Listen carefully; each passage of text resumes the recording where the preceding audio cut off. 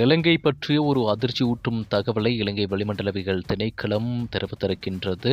எனவே இந்த விடயம் என்ன அப்படிங்கிறது தொடர்பாகத்தான் இந்த காணொளி அமையப்போகிறது. இலங்கை நாடு ஒரு கடலால் சூழப்பட்ட ஒரு நாடு என்று எல்லோருக்கும் தெரியும். எனவே இலங்கைக்கு எல்லா வகையான பருவப்பெயர்ச்சி மலைகளாக இருக்கட்டும், பருவ காற்றுகளாக இருக்கட்டும் கிடைக்கக்கூடிய வாய்ப்பு இருக்கு அப்படின்னு தான் நினைத்து கொண்டிருக்கோம்.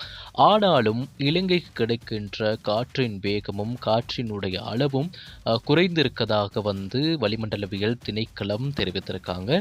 குறிப்பாக இப்போதிலிருந்து இனி வருகின்ற காலங்கள் மே மாதம் வரையில் அதிகமான வெப்பநிலை எதிர்பார்க்கப்படுவதாக சொல்றாங்க. ஏன்னு சொல்லிட்டா பருவப்பெயர்ச்சி காற்று ஏப்ரல் மாத இறுதி பகுதியில் தான் ஆரம்பமாக இருக்கிறது. எனவே மே மாதம் வரையில் மழையுடனான வானிலை குறைவடைந்து காற்றின் வேகமும் குறைவடைந்து இதனால் வெப்பநிலை அதிகரிக்கும் சாத்தியம் அதிக அளவில் இருப்பதாக சொல்கிறாங்க. எனவே இந்த காலகட்டங்களில் அதிகமான நோய்வாய் ஏற்படுவதற்கான வாய்ப்புகள் இருக்கிறது. தோல் சம்பந்தமான நோய்களும் அதே மாதிரி குழந்தைகளுக்கு நீர் சம்பந்தமான நோய்களும் அதிகரிக்கக்கூடிய வாய்ப்பு இருக்கதாக சொல்லியிருக்காங்க. அது மட்டுமின்றி அதிகமான பிரதேசங்களில் சூரியன் உச்சம் கொடுக்க காத்திருக்காரு. எனவே அப்படி உச்சம் கொடுக்கிற நேரத்தில் அதிகமான வெப்பத்தை உடலால் உணர்வதற்கு இயலாத அளவிலான ஒரு வெப்பநிலையை நம்ம தாங்கிக் கொள்ள வேண்டிய சூழ்நிலை இருக்கும் அப்படின்னு சொல்றாங்க.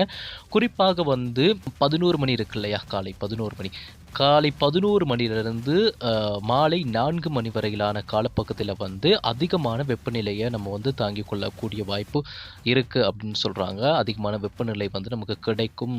சூரியனுடைய கதிர்வீச்சுகளினுடைய அளவு அதிகரிக்கும் அப்படின்னு சொல்கிறாங்க. பருவப்பெயர்ச்சி காற்றுகள் இல்லாத காரணத்தினாலும் பருவப்பெயர்ச்சி காற்றினுடைய வேகம் குறைவு காரணமாகவும் மேகமூட்டங்கள் வானத்தில் இல்லாத மாதிரி இருக்கிறதாம். அதனால் சூரியனுடைய வெப்பம் டிரெக்டாக பூமியை தாக்குற மாதிரி இருக்கிறதா, அதுவும் இலங்கையை அதிகமாக தாக்குற மாதிரி இருக்குது.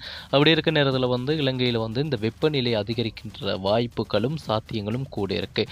எனவே பிரதான வீதிகளில் போகிற நேரம், நீங்கள் அடிக்கடி கடல் பகுதிகளுக்கு செல்கிற நேரம், கடலோரங்களுக்கு செல்கிற நேரம், வெப்பமான இடங்களுக்கு செல்கிற நேரம் அவதானத்தோடு இருக்குமாறு கேட்டுக்கொள்கிறாங்க. ஓகே, அது மட்டுமின்றி அதிகமாக குழந்தைகளை எல்லாம் அதிகமாக நீரில் விளையாட விடுங்க, அவங்கள குளிக்கிறதுக்கு விடுங்க.